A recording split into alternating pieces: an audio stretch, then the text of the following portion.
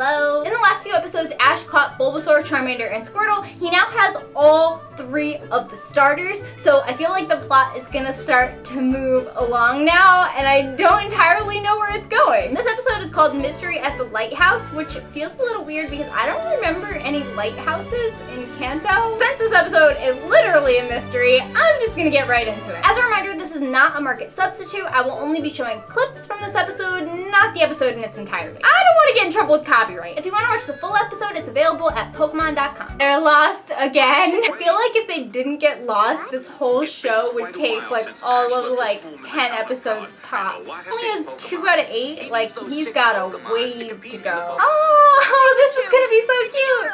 Oh, I love this. This is great. Oh, look at Bulbasaur's like, hey. Aside from Butterfree for Gen 1, that's like a pretty decent team. Replace Butterfree with like a psychic type or something, and then maybe Pikachu with Jolteon, but like, how can you replace Pikachu, you know? That's kind of the whole point of anime. Whoa. Want more Pokemon? You already have 6 though. That's a water type Pokemon though, and you already have Squirtles. So, I mean, I guess if you're trying to complete your Pokédex, then go ahead and catch your Krabby, but... Okay, Ash deserved that, though. I feel like if I remember correctly, Krabby doesn't learn, like, hardly any water-type moves. It's a pretty bad Pokemon. You gonna get it? Oh, but now he has 6... Oh. Whoa, that was cool, because he already has 6. You can actually switch without going to a Pokemon Center? That's interesting that that's in Gen 1, because that doesn't exist in the games until way later. Oh no! Krabby's with Professor Oak. He's probably pinching Professor Oak, poor guy. Wow, Pikachu can jump high. Oh, cool. Okay, that was a cool way to incorporate this plot point. I also like that it seems like this episode has multiple things going on at once to it. Like Ash caught Krabby, and then there's something going on with this lighthouse. They're also lost, so it's like all these different things at once instead of just like a very linear plot. Wow, look at all the Pokemon on that door. Aww. That's interesting that they're talking about Pokemon sizes. Whoa. Because like Pokemon sizes weren't really a thing at this point. Like when you play Let's Go, even Pokemon Go has that. Wait, Bill? We're gonna meet Bill in this episode? That's the voice that we just heard?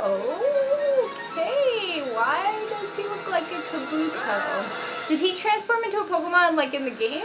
Or is he in like a costume maybe? Them repeating the motto in every single episode did definitely help me as a kid learn the motto.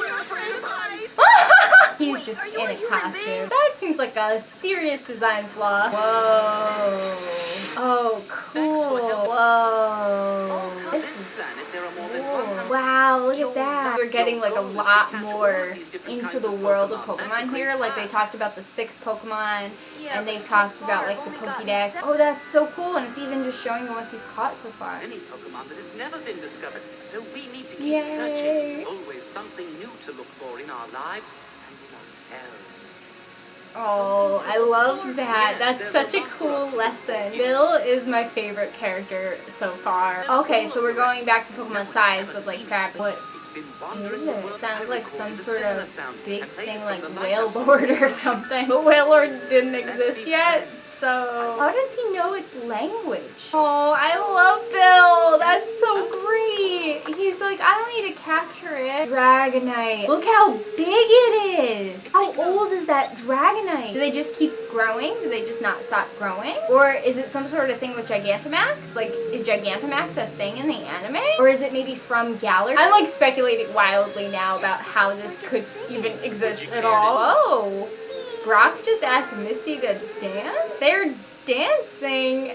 That's really weird. I don't feel like Brock and Misty end up together, right? Or do they in the anime? I feel like in the games, like Ash and Misty kind of are implied to be a thing, especially in the GameCube games, like Pokemon Coliseum and stuff like that. No! Why do they hit Dragonite? That's so awful. They're hitting it again. No. Oh no. Team Rocket is ruining everything. Good.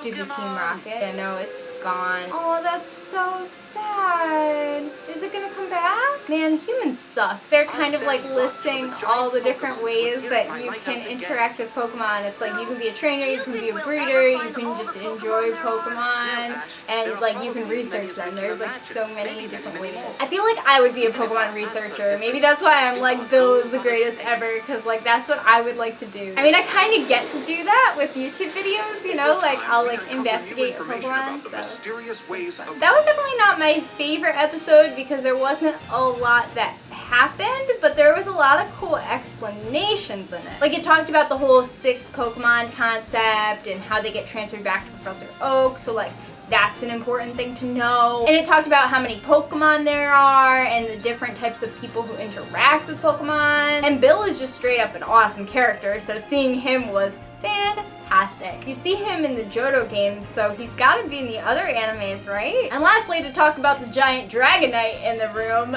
there was a giant Dragonite, so like, is the Dynamax, do they just grow forever and most of them just don't get really old? Like, how did that happen? I feel like I need to do some theories around this to come up with like some different ideas.